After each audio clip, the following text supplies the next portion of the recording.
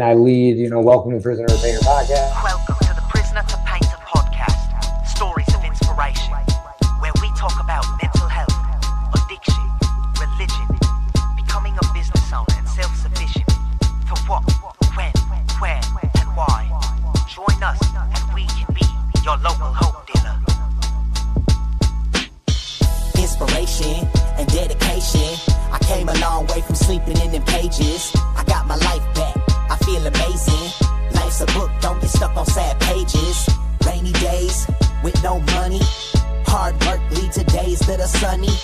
Looking back, it was all needed. The problems, the pain, the trauma, the grieving. You are now tuned in to the prisoner to painter. Prisoner to painter. Hard work, dedication. Rainy days, inspiration. Prisoner to painter. And now, a word from your local hope dealer.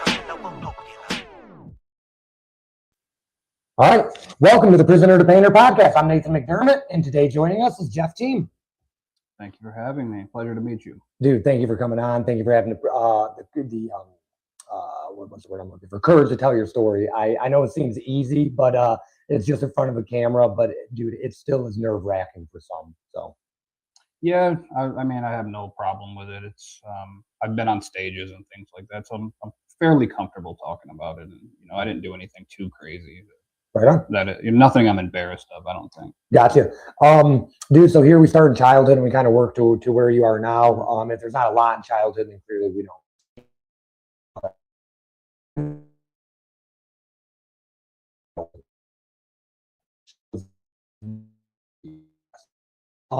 What was your family dynamic like growing up?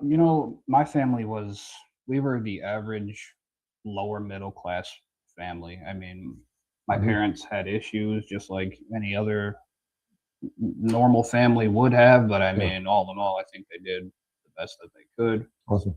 So, me becoming an alcoholic and an addict was really, it was just a cultural thing, more so than my upbringing. Gotcha. Were you born and raised here? I was. Okay, awesome. What schools did you go to? I went to Vandercook. Oh, no kidding. Mm-hmm. Okay, right on, dude, right on. What was your least favorite childhood memory? Least favorite childhood memory? There was some abuse in my home from, physical altercations. Okay. That's probably, it would have to be that, I would think. Gotcha. Sounds good. Perfect. Awesome, dude. Dude, Katie just said sounds good. So that's why I've been like over here, like, oh shoot. Awesome. So what's your favorite childhood memory then? Probably just playing Nintendo with my brother and baseball. I played a lot of baseball when I was a kid. Okay, right on, dude. Did you play any other sports? No. No? You seem like a soccer player. I played soccer, so no. Okay. Never played it. Right on. Cool. What was your favorite cereal? Probably Cinnamon Toast Crunch. Okay. Dude, so we've asked that question to every single guest, and and questions vary, so now I'm going to tweak that question. If there was a Mount Rushmore for cereal, what would be your four? Cinnamon Toast Crunch, Corn Pops, Frosted Flakes, and Cinnamon Life. Okay, right on, dude. Fruity Pebbles for me is like the George Washington of the Mount Rushmore. They are good. Awesome, dude.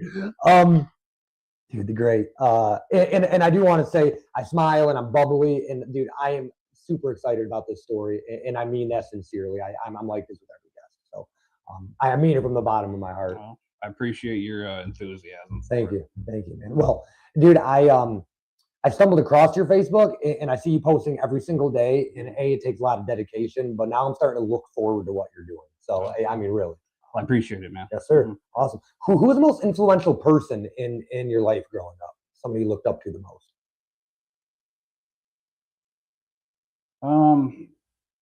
I had a grandfather on my mom's side who he was always just a man's man kind of a thing, and I looked up to him a lot, but I found out later in life he was not a very good human being. Gotcha. So growing up, I looked up to him a great deal. in retrospect, not so much. I shouldn't have. Gotcha. Always relating here, never comparing. My grandpa, kind of the same thing. I looked up to him like a great deal. Then you get older and you realize there's some things that weren't uppable too. Yeah. So, yeah. Mhm. Yeah, man. Well, okay. So, man, what did an average day look like for you? I guess more so I'm asking upper middle class, poverty, like walking to school, driving. What did It was lower middle class, I would say. We were not dirt poor, but we Mhm. were definitely not. I mean, my brother and I never wanted for anything, you know. Awesome. So it was very average, I would say. Average American life. There was nothing special about it. I mean, we would wake up in the morning, take the bus to school, Mhm. go to school, come back, play our video games, go outside, play sports. We were outside a lot, Yeah. you know. Yeah. So it was very normal outside of the physical altercations that would happen Mhm. between our parents. That did happen more often than it should have. Gotcha. But for the most part, I mean, I enjoyed my childhood. You know? Awesome. If I ever overstep, like, feel free to stop me. Mhm. Was addiction maybe a problem in their relationship? No. No. Okay. No. Okay. Gotcha.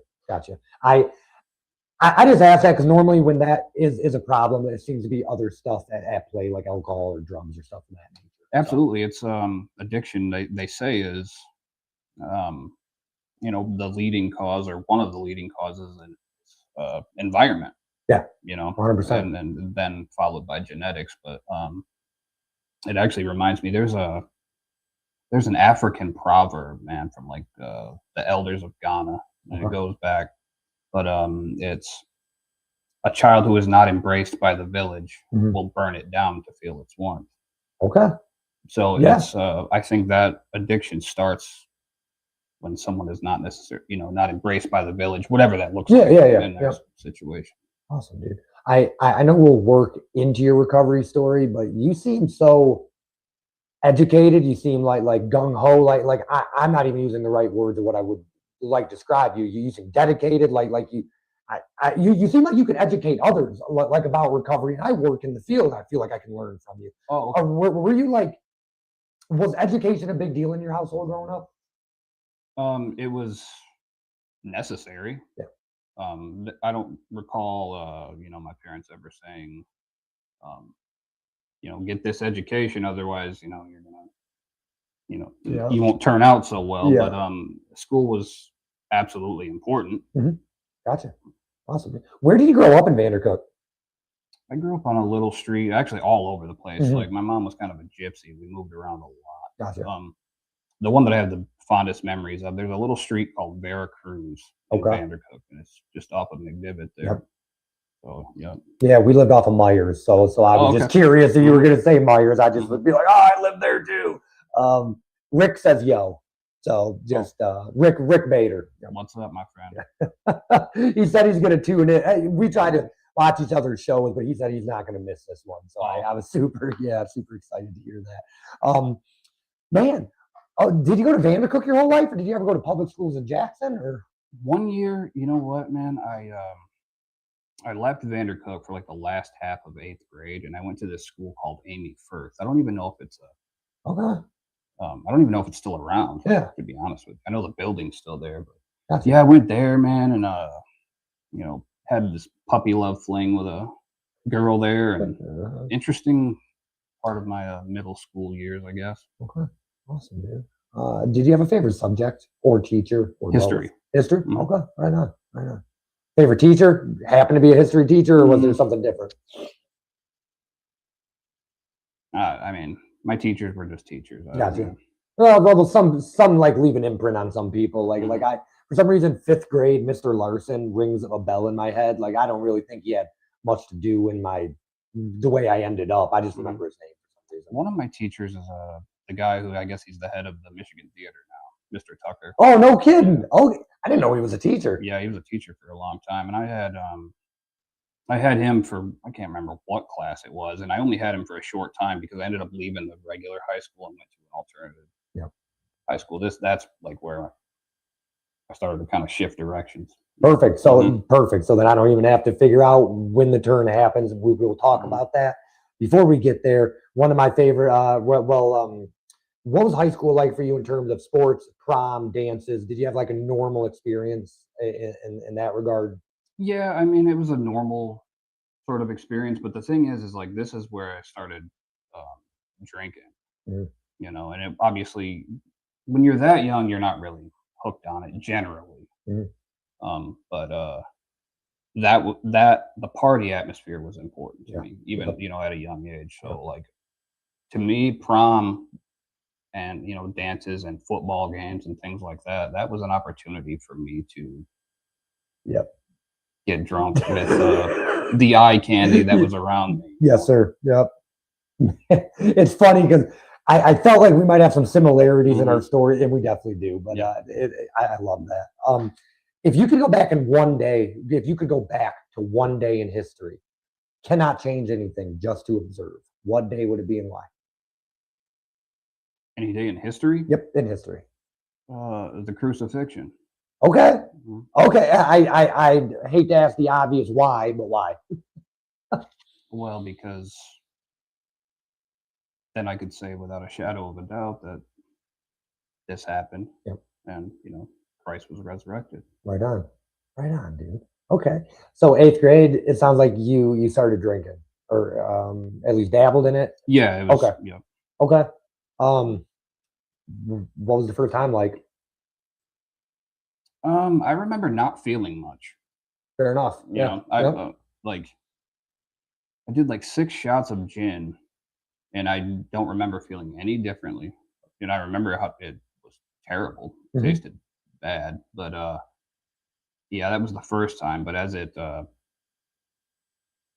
progressed, man, I started kind of getting that feeling, that sensation, man, Mhm. that warmth that comes over you. Yep. Um, I enjoyed it. I liked it a lot. Yeah. Yeah. So Was there Rick, real quick? I lived on Myers. My dudes, Mr. Tucker is the man. I was running from something and I didn't know it. When I talked to Mr. Adams, I went to Ackerson Lake. Mhm. Me, Steven, Austin, we all get in trouble that he brings us into the office. He's like, "You guys aren't friends. You all are just escaping your own demons at the same time." Mhm. And that's when it dawned on me. Was there something that you can think back on that maybe you're trying to escape?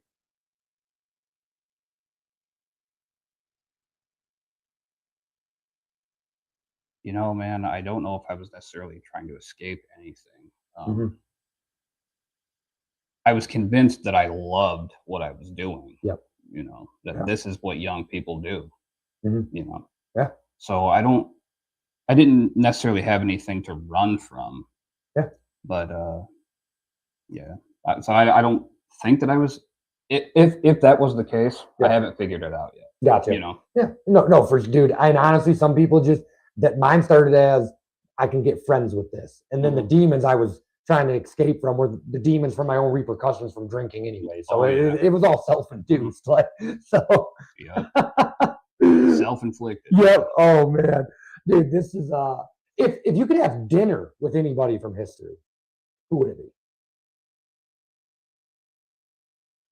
I mean, it's got to be Jesus Christ. Okay. Okay. And then my favorite part of that question, what are you eating for dinner though?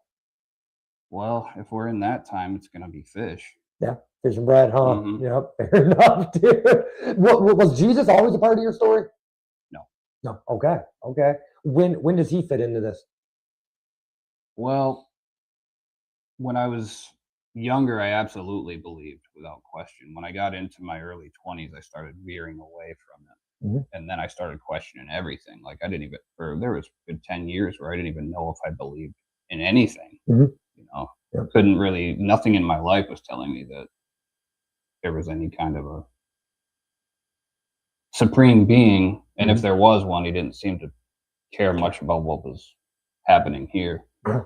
Um, really, it was in my 30s, my mid 30s, when I started realizing like the blessings that I had around me all along. Mhm. And then also, um, I've had some strange things happen in terms of like spiritual Mhm. experiences and just things that I've seen almost between like a dream state and a waking state. Okay. And basically, when this happened, dude, I could doubt it no longer. Like, that's Mhm. how profound it was. That's how impactful it was on me. Awesome. So it was just like, it was almost like, I don't want to say looking God in the face, because Mhm. they say if you look God in the face, you will die. Yeah. You know, the glory is too much. Mhm. But yeah, man, that's where I am today. Is that, I mean, there is no doubt in my mind. Awesome. You know what I mean? Yeah, I No do. doubt in my mind. Yep. How old are you? 39. Oh, dude, I pegged you for my age. I thought you were like 28, dude. Oh, shit. Well, you age good. Oh, thank you, man. I Shoot. appreciate it.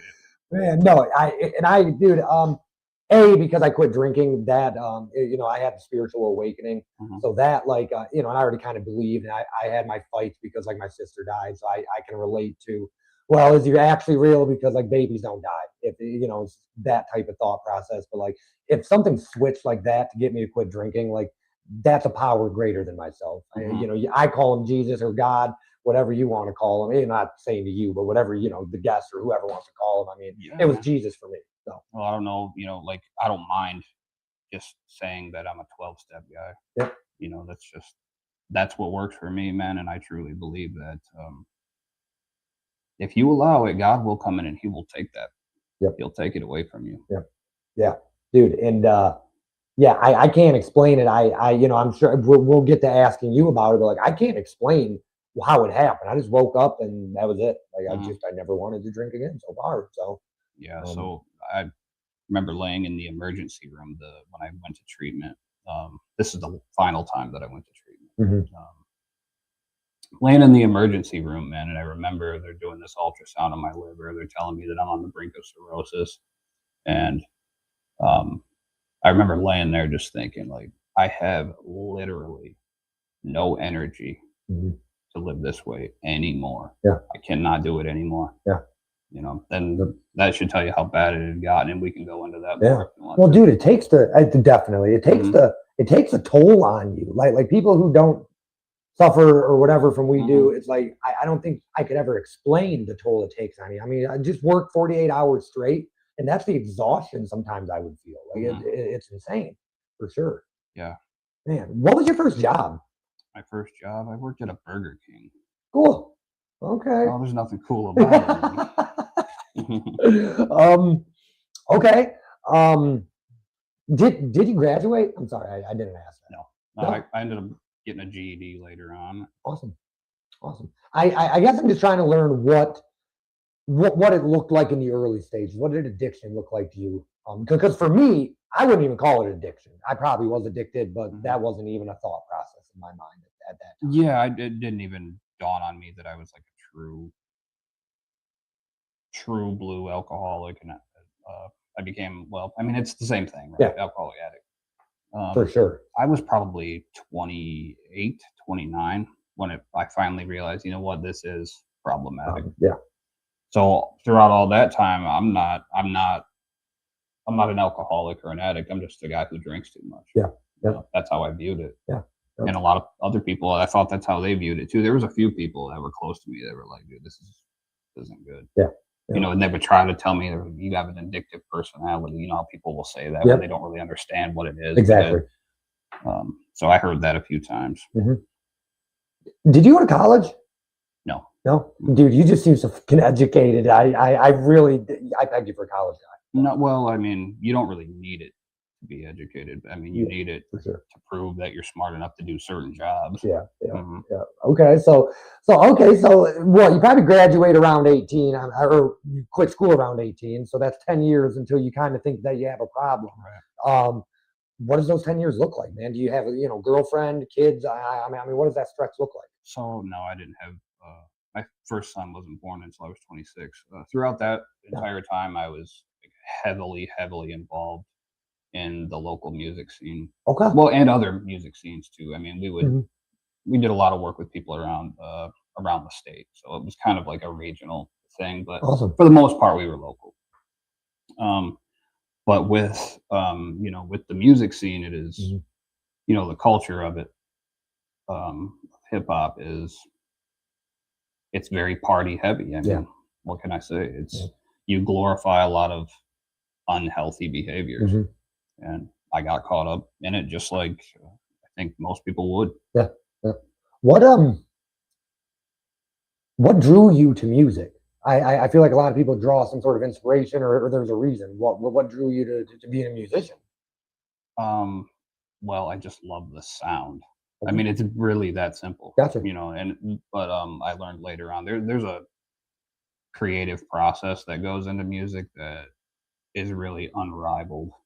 Like I enjoyed that more than I even enjoyed making, you know, doing this content creation stuff. And I Yeah. enjoy this a lot. Don't Yeah. get me wrong, you know, but music just has like a creative energy that you really can't get anywhere else Okay. that I know of. Yeah. What's the coolest place you ever might have performed, or did you, a show of any sort? Well, I mean, I did. Let's see, Michigan Theater. That's cool. Yeah, that was probably the biggest one that I was ever a part of. Gotcha. Twista was there that night. This was That's like, sick. yeah, this was man, what year was that? 2007, maybe Okay. 2006. Okay. Yep, and then yeah, I opened for a lot of people, man. Okay. You know, me and a few of the guys that uh, I don't know the evolution of like the groups that I was involved in. It Mhm. was kind of there was like the same two or three guys, and then it would kind of just morph into different. Like some people would come in, like Yeah. Rick came in later, you know, even though Okay. we knew him that whole time, he was doing music on his own, Okay. and then we were doing music as like a trio, me and a couple other guys, and then we kind of came Cool. together later. But I think I interviewed one of them, Chad. I got to interview Chad. Yeah. yeah, Okay. Chad, Cool. great guy. He Yeah. the whole because like we had like this super group kind of thing is kind of how we looked at it, Mhm. you know. It was called BGP, Yep. and but that was kind of like his brainchild, Okay. you know, his idea. Yeah. But yeah, we all just kind of came together under that umbrella, and they were like at one time there was like 9 or 10 of us Damn. doing it. Yeah, and man, I mean, great times in my life, but you know, it helped push me more toward addiction. Nobody's fault but my own. Yeah. But you know, but it's Yep. so. I mean, I take it with a grain of salt. Good memories, but you know, Yeah. not for me. No, for sure, dude. Mhm. Before we get to like, it seems like a lot of what you do now and a lot of what I wanted to interview you about was recovery. So of Mhm. course we're going to get to that after I ask this question for Rick. What was your favorite moment in time as a musician? I don't know, man. There's a lot of them that I don't recall. I know that. I don't know, to be honest with you. I know. I mean, really. I mean, any time that I was like on stage with those fellows Mhm. was a great time. Awesome. You know, it was a great time. So I mean, I have too many good memories to really. Good stuff. Well, that's a good problem to have, dude. Yeah. I mean, so 28, you said it sounds like, man, it might have a problem.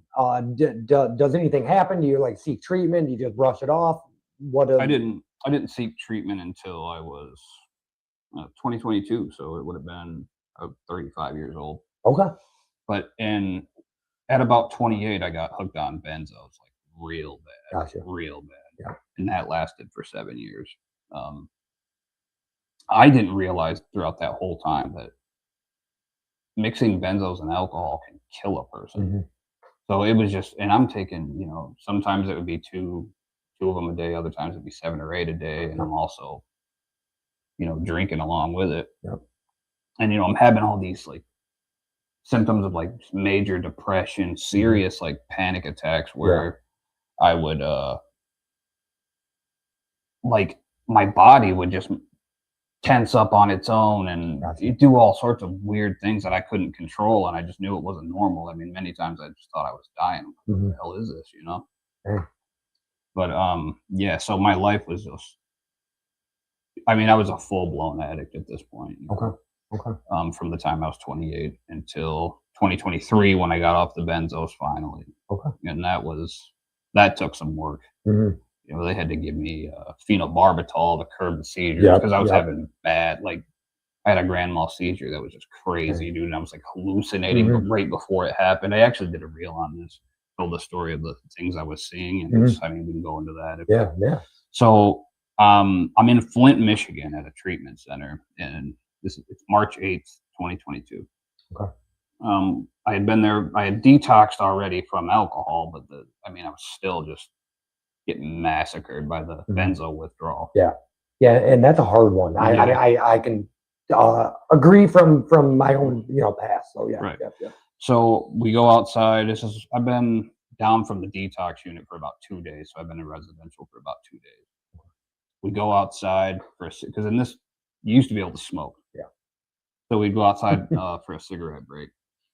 It's like I think it's about noon, 12:30, somewhere in there, and I'm anxious as all hell, man, because I'm withdrawing badly. I'm just pacing around. I'm trying to calm down, but it's impossible. Benzos are just so strong when or even, the withdrawals. I just wouldn't wish it on anybody. Yeah. It's just evil. But so I'm pacing around, and like suddenly, like my vision starts to get like shimmery. You know what I mean? Yeah, I do. Like things are starting to like pixelate. Anything that I look at, like you would just start coming apart at like an atomic or molecular level. Wow. Like, the body's not necessarily coming apart, but it's fuzzy almost. dude, it is just going nuts. There's something wrong, dude. And I'm like, man, what is going on here? Yeah. So I knew this is bad. Mhm. So just out of instinct, I dropped to one knee so I wouldn't collapse from a standing position. Fair enough. Yeah. And then I just remember once I looked at the pavement, Mhm. Those old the old black and white films, like the silent films, how like at the end of it or at the beginning it would be like the circles and the numbers like 5. Yeah. 4, 3. Yep. So I started seeing that. Yeah. Dude, and like right as it got to 1, I heard this voice say nighty night, and then I just blacked out. Like that, when I came to, there was this guy standing over me. He was like, "You had a seizure, dog." But I don't know, I'll never forget that guy. He was funny too. But yeah, dude, I had bit in my tongue, like it was so swollen, I was like bleeding. Got rushed to the hospital. They said, "Yeah, you had a grand mal seizure from benzo withdrawal, and these seizures have killed a lot of people. So you can, consider yourself lucky." And then they did whatever they had to do, contacted the treatment center, and came up with a plan to get me off of these things safely. Gotcha. And I never took another one. Awesome. Before I ask Rick's question, I was curious. Getting off of booze, they give me Ativan, so they gave me a benzo. What the hell do they give you to get off of a benzo? You just told me, but I didn't know what it was. So in my case, they used a barbiturate called phenobarbital. Okay. And it doesn't even. All it does is like curb like the major side effects. You're still going to go through the actual withdrawal. Yeah, but you're just the odds of you having seizures though are slim. I get it. I get it. Okay. So basically, you just gotta.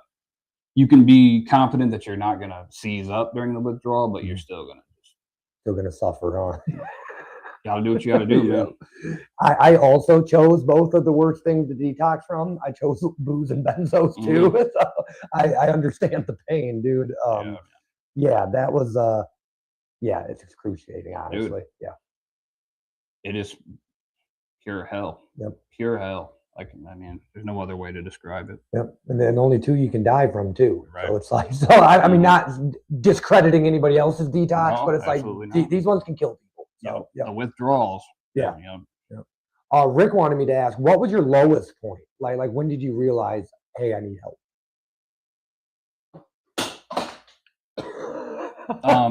My bad. No, it's all good. So, man, and believe it or not, after that stint in treatment that I just told you about, where I had that seizure, I actually relapsed. Okay.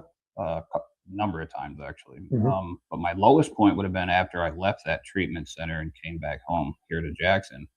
I had nowhere to go, so I was homeless. So I was in and out of the shelter. Okay. Yep. So my absolute lowest point definitely would have been sitting in they used to call it the wall. It's not there anymore. But all the people who were living on the streets or living in the shelter, man, we would go back and we would sit on this wall and we would get drunk, get high, whatever, whatever they did, they were doing it there. And you've seen all kinds of craziness back there, man. People just tweaking and, women just throwing their tops off and this is like normal. Nobody bats an eye. you know. Yep. And the thing is, I remember thinking like, man, I'm not as bad as those. Yeah. You know, I'm in it, dude. Yeah. I'm in it. I'm in the trenches with these people. And I'm Yeah. still sitting here saying I'm not as bad as that. Yeah. You know. But that was definitely the lowest, dude. Not having a home and knowing that all the people who would support me are not going to support me, Yeah. like because I'm acting as if I don't want to help myself. Yeah, and it's hard to help somebody that don't Mhm. want to help. Yeah, dude. You just said you just talked about that one rehab stay. Was there any before that, or was there any? That was my first one. Okay. Okay. So it took 5 altogether. Gotcha. So yeah, I was in a treatment center in Flint on 3 different occasions, Right on. and then I was at Washington Way twice. Gotcha. Gotcha. Was there ever any law enforcement? Not like getting you sober, but like trouble. Was there ever any trouble? Possessions or anything of that nature? So I never got any DUIs. Awesome. Never got any possession charges. Oh yeah. What I did get, or what I could have gotten, one time I had there's a gun charge that is off of my record now, Awesome. thankfully. Mhm. And then there is what would have been an assault and battery charge got reduced down to a disorderly person. Okay. Well, dude, you fucking look healthy. You look good. So I'm glad because now people can hear five rehab stays, and then they can still see that recovery is possible. I feel like some people, oh man, I'm going back for the 6th time. Well, the 6th time might be what you need. Like talking to whoever might be watching. So. And I don't like this. I don't know why I'm thinking of this, but Mhm. what you just said, I guess, kind of just Yeah. made something click in there. You know that when people say that relapse is a part of recovery, that pisses me off, Yeah. dude. It is just so absolutely crazy. Mhm. You cannot tell somebody that the thing that could kill you right now Yep. is a part of your recovery process. It's the exact opposite, Exactly. you know. And Yeah. I don't know why. I mean, I understand the sentiment. Yep. You know, I think it's that people slip and fall sometimes. Yep. But the problem is that, like, I've known a lot of people who have fought this disease and died fighting it. You Yep. know, dude, sometimes people, you know how the mentality is, you'll start using that as an excuse Mhm. Yep. to go back to it. Yep. You know. Yep. So I don't like it, man. 2 things, JM, TT, MJ, I'm sure a follow. You're so proud right now. Talking to you, Rick. Y'all both are shining beacons for people. So thank you, Rick. What did you just say?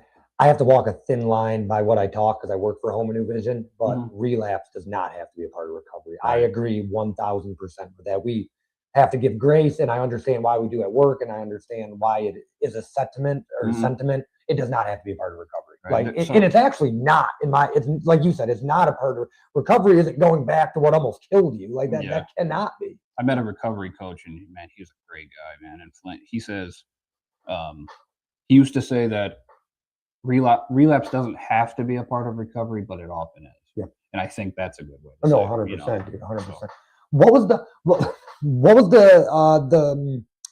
probably the most thing that I'm sorry, I'm stumbling with my words here. What's the thing that taught you the most? Like what rehab taught you the most and probably gave you the most information on how to actually live sober or clean?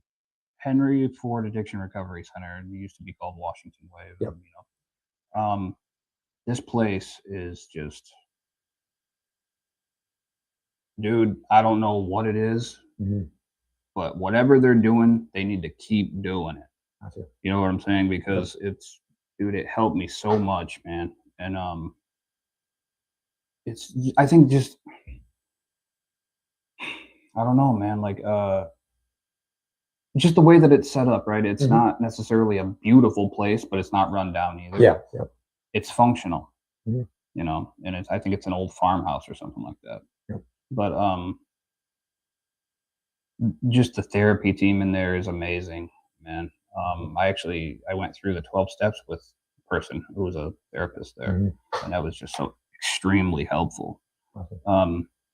The nursing staff, like a lot of the nursing staff are people in recovery. Okay. And so you just have a tremendous amount of support, you know, and I have nothing but good things to say about it. Like if I've had people reach out to me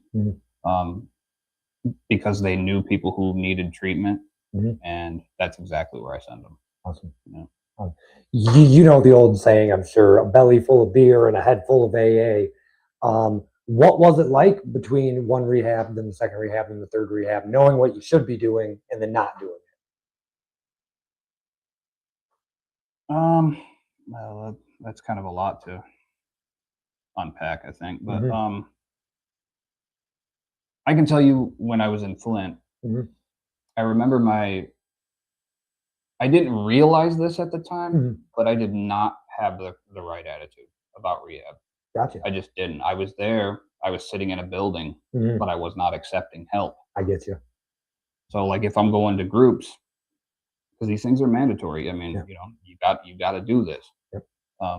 I would be in there like looking at the clock, wishing it would, I want this thing to be over. I want to go to the dining room and have coffee. I don't want to be doing this Mhm. recovery thing right now. Yep. And that was kind of I hated being there, and that was my attitude towards it. Yeah. And then you leave, and then you start saying, "Oh, well, that shit didn't work." Mhm. Pardon my language. No, you're good. I think the biggest thing, man, is like when I went to Washington Way, I fully participated in my own treatment. Yes, sir. You know, Yep. and I can say this because I've been in treatment with a lot of people who do not participate in their own treatment. Yeah. I don't know if they're there for 3 hots and a cot. I don't know if they don't understand what it is that they're supposed to be doing. Mhm. Who knows what reasons people have, but Yep. I just learned very quickly that I started really feeling differently when I participated in my own treatment and when I was going to the meetings. Mhm. Um, Man, I met some guys who were in very long term recovery, and basically, have just been guided and mentored by them. Awesome. Um, and once I started, dude, I studied everything that I could Mhm. on addiction while I was in there. I used my time wisely, man. Awesome. And I mean, that's really what did it. Between that and the 12-step program, I just somewhere it was around like the 50 or 60-day mark. I started thinking like, man, I think I'm going to be all right. Awesome. You know, Yeah. Yeah. What was if you can share, if you're willing to share, what was like the worst day during your addiction? Blackout, hit a cop car type stories that I'm looking for or asking about. well, I won't go into details about what it was, Mhm. but I can tell you that I've gone in front of a judge drunk. Gotcha. Yeah, that's That's bad pretty day. low, man. Mhm. That's funny. Your mom corrected me. Let me rephrase that. Very proud of you, son. So that was her commenting, I'm guessing. Oh no, Yeah. Well, she commented so proud right now, and I said JMTTMJ. So yeah. oh, it's probably my dad. Oh, Dad, awesome. Well, I'm glad he's watching. Awesome, dude. Okay, so what was finally the turning point at? So what you go to Washington Way, you get out, and that's when we're on the road to recovery, or how does that look? Yeah, so I went to a sober living house for Awesome. yeah a little while, a couple of months. Um, while I was there, I mean, because that's really the real test, and I think sober living is a brilliant idea. Mhm. Um, because it kind of allows you to have like a recovery headquarters Yeah. while you're still doing the things that Mhm. life demands of you. No, 100%. And I remember something happened at sober living where I started.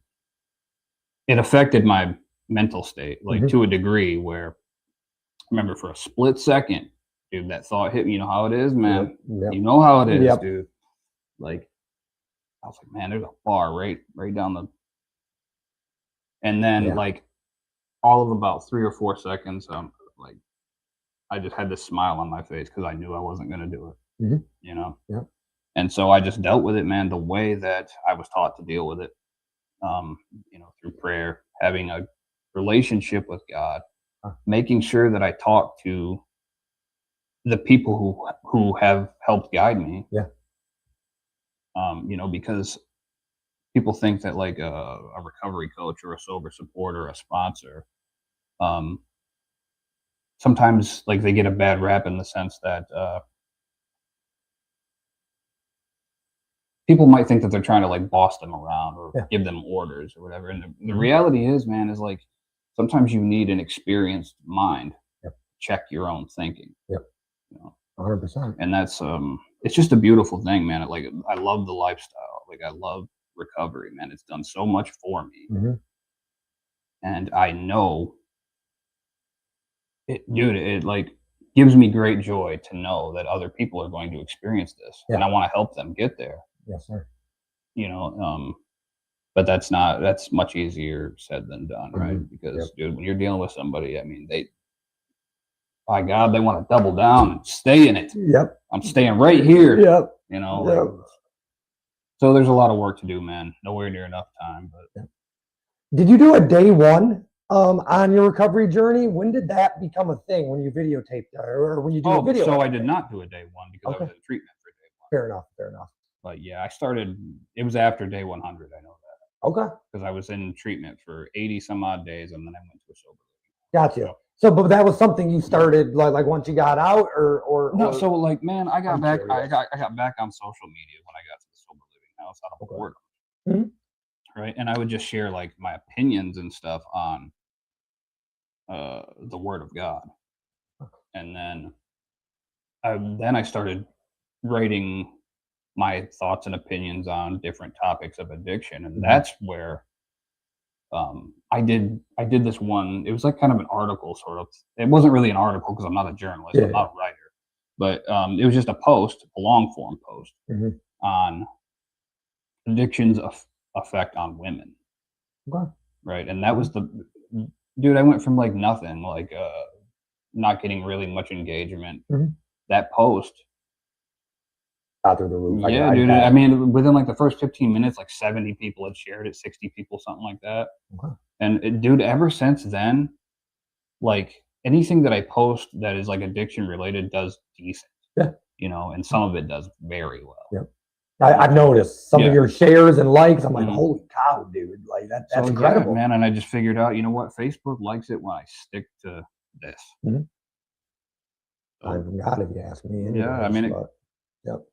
So okay, man. Well, I don't want to rush too far. I didn't want to ask too much about in addiction because let's be real. If I don't want to say that they're all the same because all the stories aren't the same. But like I was a drunk for long enough. I understand what being a drunk is. Like and you've been in a lot of AA meetings. The point is not of where you were. The point is where you're at now. Exactly. So experience, strength, and hope. Yes, sir. So 80 days. How long were you in Washington Way, and then when did you go to sober living? What did that look like? So I was 81 days at Washington Way. So they do. So sorry, I'll call you. So they do a treatment like that. I thought they were just a detox. So could you maybe enlighten me about that? They used to be. It used to be short term. Okay. I do know that. I don't know how many days it was, but you can stay up to 90 days. Oh, okay. Now. Okay. So I did 81 days there. Cool. Got so much out of it, man. Like I have everything that I ever did in treatment. Like I have it. Awesome. You know, I have a tote full of just rehab stuff. Gotcha. But 81 days transferred to a sober living house in Lansing called Safe Harbor, which man, Lansing has a great recovery community too, man. Yes, they do. Met some great people there, man. There was a recovery coach at the house. I won't say his name, but man, he was one of those guys. I mean, this guy was probably 6'3", 6'4", had about 8 years sober, but he was a hard working, just tough kind of guy. Yeah, just commanded respect. You know what I mean? Yep. And I love guys like that who find recovery, man. Yeah. You know what I'm saying? I do. Because they'll just tell you, dude. They will tell you when you are. Yep. And, you know, now, but then like they have a way of like reeling it back in. Stern correction, and then this is why you know. Yep. I like that. But yeah, the sober living. I mean, there was constantly people in there relapse and people in and out, but I mean that's to be expected. You know, so it didn't really bother me none. Gotcha. You know, people that are going to recover how they recover, or they're not. Yep. How did sober living look for you? Did what were the rules? Did you have a job? Were there any meetings you preferred to go to over others? You know, stuff like that. Yeah. So I was looking for work when I was there. That never really because you had to do intensive outpatient, Mhm. and I had to do a lot of it. So I would try to find part-time work, but I wasn't really I wasn't working hard to find a job. You know what I I mean? got you. So I was doing a lot of IOP and I was doing a lot of meetings. Mhm. Um, but also this is where I was starting to learn the social media game. So I Gotcha. spent a lot of time doing that. That's Okay. where I started filming my reels, was in a sober living house. Nice. Heck yeah, dude. Hey, this is I still go to meetings here or there and stuff. I mean, my recovery looks different now than when it did when I first started, but this to me is um healthy. Like it helps me. I'm guessing you probably get the same out of doing what you do. Like it probably helps you in your recovery. Absolutely, man. You know, because like when you're like a musician at heart, I mean, you want to have a creative outlet of some kind. Mhm. Um, and for the most part, I get a lot of support and good feedback. But believe it Awesome. or not, man, there's a few people who Yeah, don't like what I'm doing, I'm man. sure. You know, so I think there's some old timers who they don't like that. You know, they probably feel like I'm busting up the old rules. Yeah. Yeah. Yeah, there's still some people in Jackson. I'll never say their name, but they are not very happy with the Recovery Out Loud walk. And there's some things that, and I get it from the old school rules, but things are changing. Well, it's So, not 1935. exactly, exactly. I mean, deal with it, dude. Yep. Well, and just because it works for you doesn't mean it works for everybody else. Mhm. Now, don't get me wrong. I know AA works because it worked for me. I'm not discrediting that, but there's Right. now other avenues that we found are Yeah, dude. effective. I mean, I think it is absolutely criminal Mhm. to keep the message of recovery confined to these rundown basements, Yeah. dude. I don't like it, man. Yep. Like, these programs can help so many people, man, and Mhm. I don't see how, like, where's the value in, you know, hoarding it? Yeah. You know, uh, I don't know. No, dude, I agree 100%. And then talking about stigma and breaking stigma, and maybe this might be, a hot take, but breaking stigma is not seeing a whole bunch of old people meeting in a church basement. Like that is exactly what you picture when you hear recovery. Yeah, So, by changing that is almost breaking stigma in a different way. right, dude. And personally, I don't have any problem with, dude. I love old timers, Yeah. man. They say some of the coolest Yep. experience stuff. Mhm. Man, I love that, dude, all day long. The only thing I don't agree with is trying to keep it like, like it's some good old boys club Yeah. or something. I Yeah. don't like that, you Yeah. know? Yeah. Yeah. And then I'll ask you this as a statement, but I think you'll understand the question. When I go to NA, I say I'm an addict. When I go to AA, I say I'm an alcoholic. That is just, it seems like that's the way everybody wants it. How do you feel about that? Like, because I actually don't say that. When I go to AA, I'll say I'm an addict. I don't care. But that Mhm. seems the general rule people want to follow. How do you feel about that? About admitting that.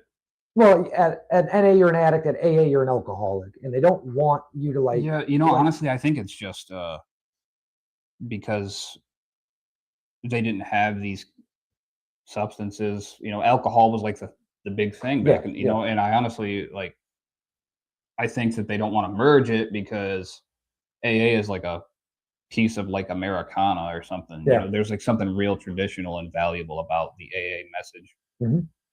Um, and I don't really know much of the history of NA. I know Yeah. it's based on AA, but it's all the same thing. Yeah, Right? yeah. So I thought you were asking me how I felt about people saying, I'm an addict or I'm an alcoholic. Yeah. Because some people. Well, perfect. I still would like to know that too, though. I Oh, still would like to know that. So, man, the way I was taught is admitting that you're an alcoholic is to admit that you are powerless. Mhm. Is to admit that you are what you are. Yep. And you're not gonna jump around it. You're not gonna tiptoe around it. Yep. Like, this is what I am, and it's important that to always remember that. Like we are practicing step one when Mhm. we say that. Yeah. So that's how I feel about it. But like, I guess the resistance to it is that some people say, there's this belief that once an addict, always an addict, Yeah. right? Yep. And that's stigmatizing. Yes, it is. But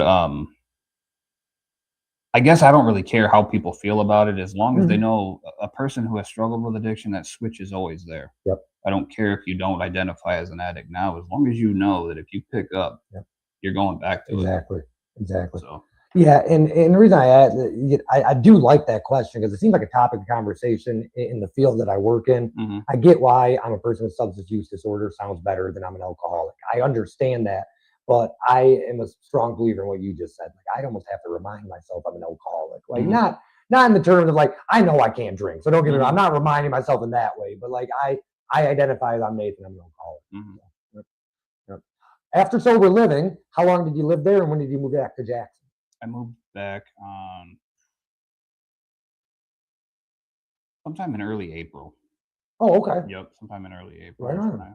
when I moved back. So yeah, I was at sober living.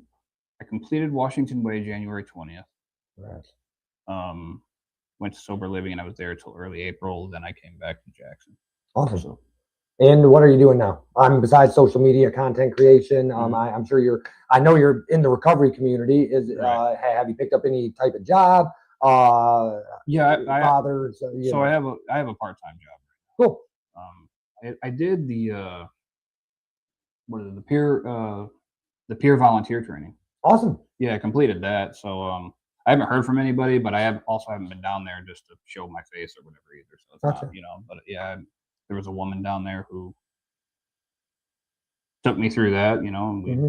watched the slides or whatever it was. But so I've completed that, so I could volunteer down there pretty Cool. much at any time. Awesome.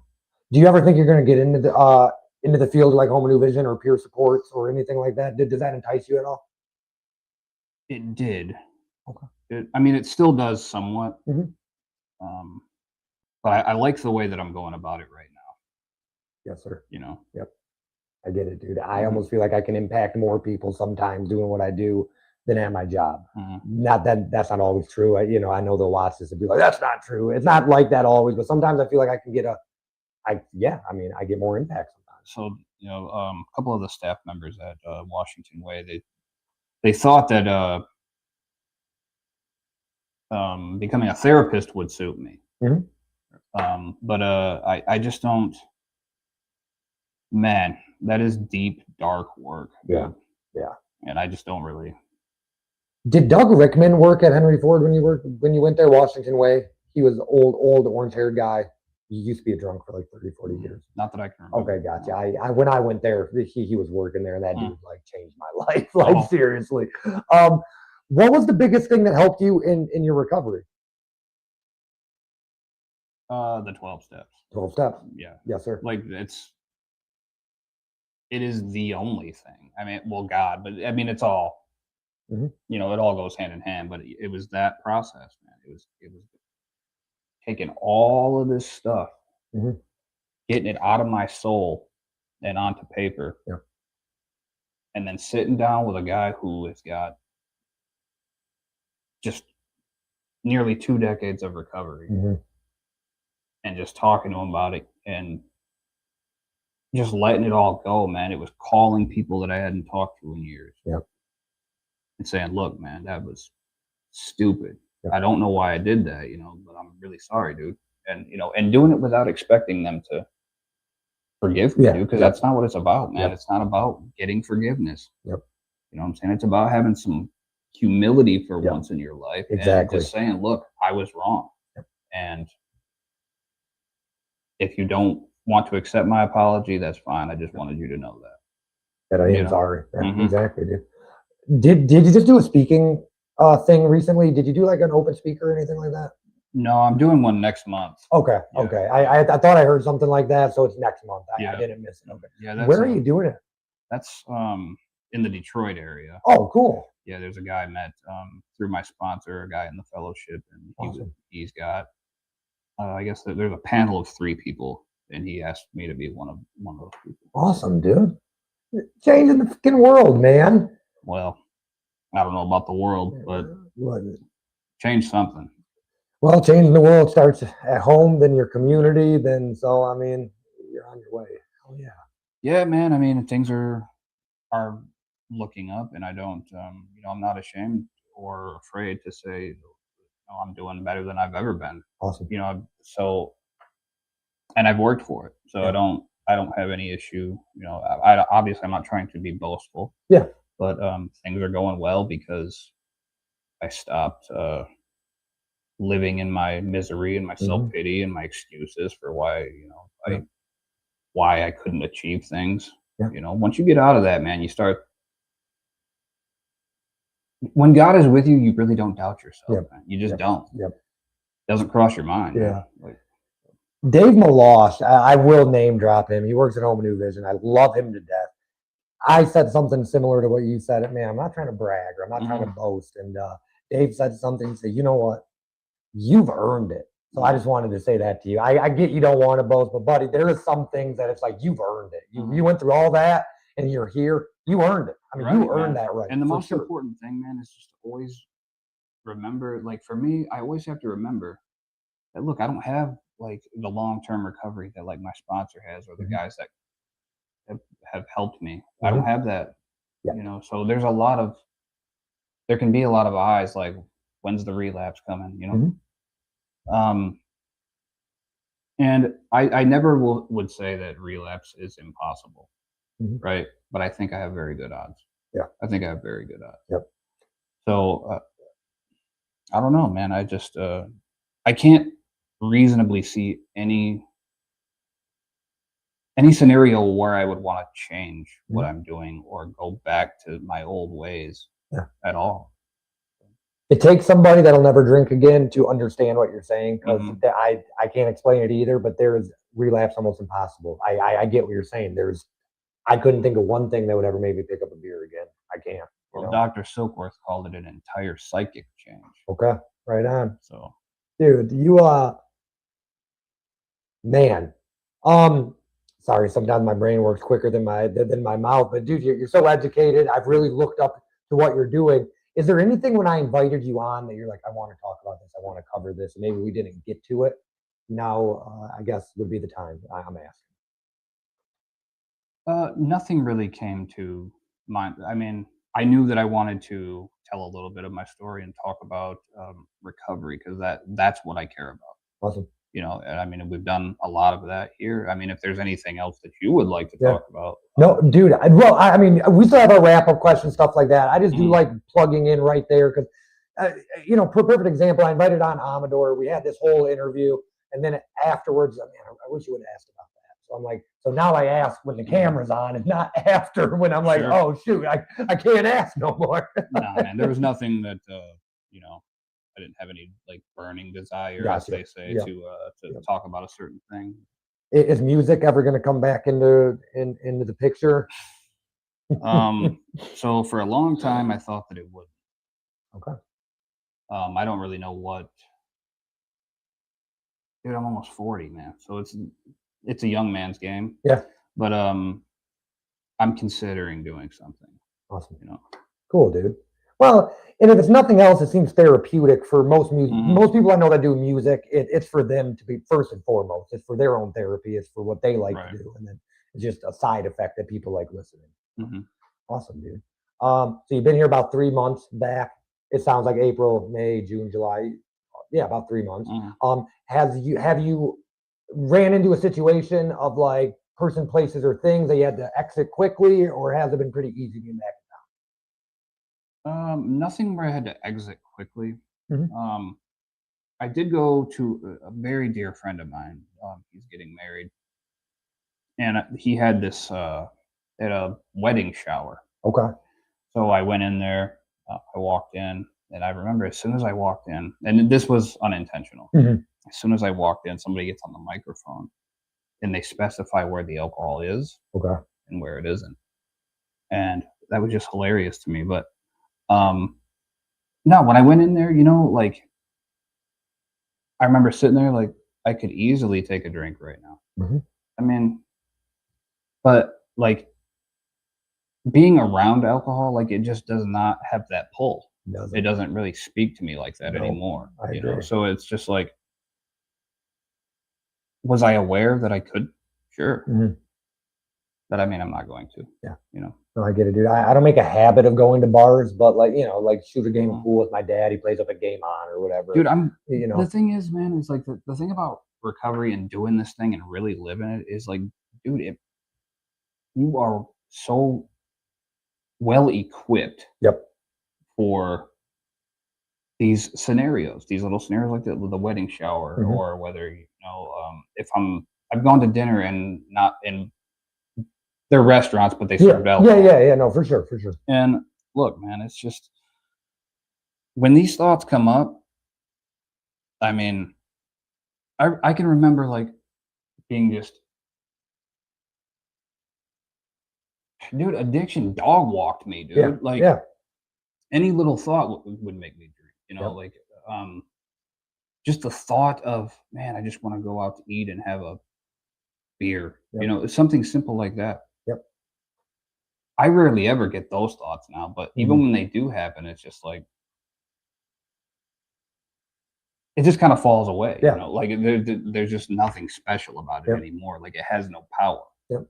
So I remember there used to be a time where drinking was like well, I almost had anxiety when I couldn't. Like in the beginning, I can't mhm, drink. Like I almost had anxiety all the time, and then the thought of drinking would come, and then I would get the urge, and then I would have to sit it out for 15 minutes. Like I can't mhm, drink. I can't drink. Now the urges are even gone. Like right. I don't have to wait the 15 minutes of like it'll go away, Nathan. It'll go away. Now Right. it's like when I think of drinking, it's right out the back, like that quick. Like it doesn't even have a place anymore. Dude, did you ever do the scientist deal, like where you knew exactly how much you were going to consume in a day, most likely? So therefore, there had to be enough money to make Yep. sure that there was this exact amount the next day. Yep. And like, Yeah. dude, Well, and then enough to make sure I'm not fucking throwing up or whatever in the morning or shaking or whatever. There was a lot of math in my drinking, absolutely, man. Because unfortunately. I knew I needed at least 2 hours. I had to get down a full pint before. Exactly. Like I Seriously. had, like Yep. there was just no way around it. This had to happen. Yep. And I was miserable forcing that thing down too. Yep. Dude, it's just no way to live, man. Yeah. It's absolute misery. There's no joy in it, man. None. And I think people misconstrue that with alcoholics, like because there does get to a point that it's unenjoyable. I don't Mhm. want to smash 4 beers in the morning. Mhm. Really, I don't. But like, you're a drunk, of course you like to. No, it's like I need to function. Like Right. I have to smash these beers, and then turn from enjoyable to not enjoyable, Absolutely. just like that. It's funny. So well, she's a friend, but it is an exhausting way to live for sure. Mm. Is all she said. It is, dude. And I know we just talked about that earlier. It's like working 24 hours. It's like I would rather work 24 hours. I'd be less exhausted. Yeah, dude. I mean, it is unhealthy for your body, obviously, but unhealthy for your mind, unhealthy for your soul, dude. Yep. Like, when you're in it, man, that feeling where it's just like, dude, there is something evil in it, Mhm.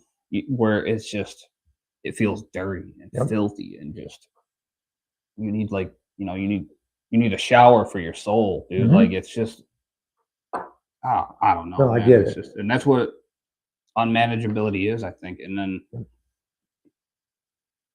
I don't know, man. It was just so terrible. Like Yeah. I can't even really put it into words Mhm. sometimes how bad it is. Yeah. Yeah.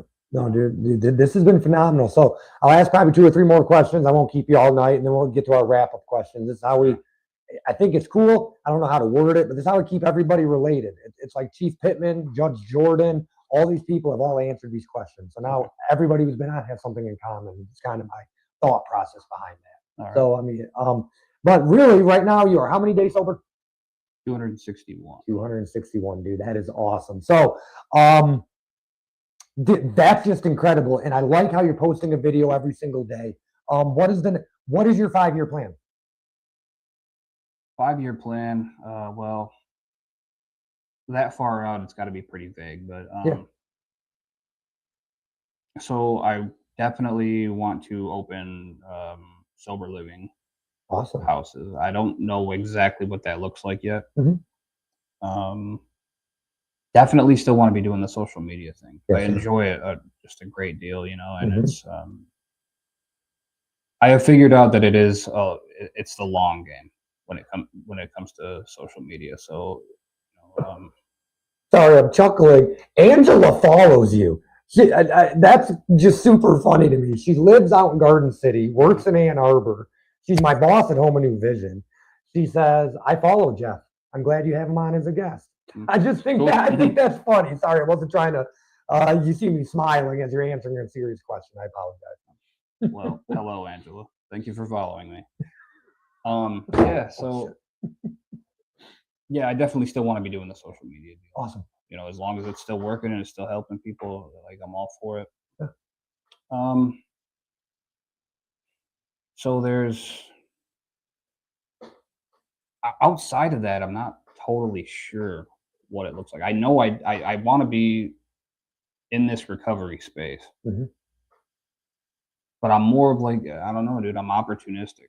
Yeah, I get that. So I mean, I can't really. I could tell you 2 years maybe, Okay, but yeah, 5 years is a little difficult. It's hard gotcha. to tell. Gotcha. Well, dude, no, awesome, man. I mean, clearly staying sober. It's cool that you want to give back in such to me, that's such a phenomenal way. So, dude, that's awesome. Yeah. Perfect. I mean, dude, I think we covered a lot of your story. I enjoyed today. I hope you did as well. Absolutely, man. This has been fun, dude. Awesome, dude. I'll convene with you in another year once you get 400 and 520 whatever days, and Yeah, sounds good. we can do it again. So our wrap up questions are all the same between every guest. Firstly, I will ask: is there anything I didn't ask that you want to share, or is there a message you want to give to anybody watching? Man, that's a tough one, man. Yep.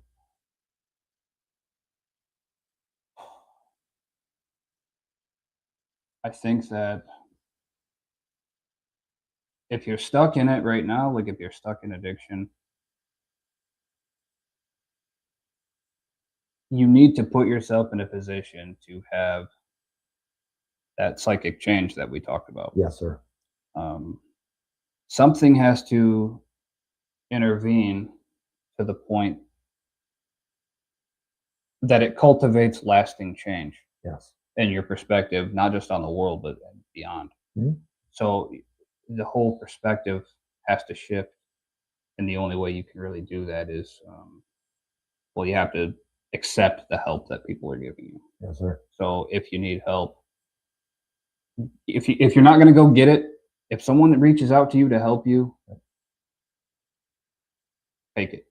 Yeah. Simple. Mhm. Awesome, dude. What's the best piece of advice you've ever received? This isn't a normal wrap up question, but I want to piggyback on that statement. Best piece of advice I've ever received. Probably the Apostle Paul in Romans. He said, "Do not conform to this world, but be transformed by the renewing of your mind." Yes, sir. Now, obviously, I didn't receive that directly from him, Mhm. but it is something that I'll never forget. Yeah. And it might be the best piece of advice that anyone has ever given Yeah. anybody. Anybody, Like, period. I mean, Awesome, dude. Oh. what is your definition of success? heaven. Period. Yeah. Awesome. So, dude. yeah, I mean, I don't want to go into the success, I guess, is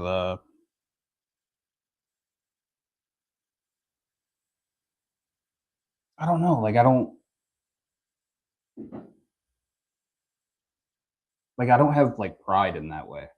Mhm. Like I want my children to treat people well. Yeah. Yes, sir. Mhm. Awesome. What does legacy mean to you? Nothing. Awesome. Dude, Mhm. I love that. Katie's wrap up questions that she normally asks, she wasn't feeling good today.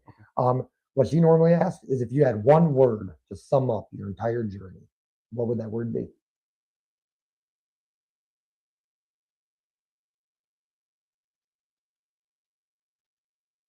Hopeful.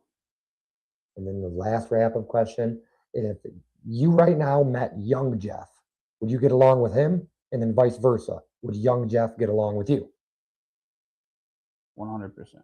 Both ways. Yeah. Right on, Mhm. dude. Awesome. Dude, thank you for coming on. Absolutely, I man. Thanks for appreciate it, having man. me. We'll cut the cameras and then I'll ask you to sign my table if you wouldn't mind. All right. Awesome, dude. Sounds good, man. Thank you guys for watching.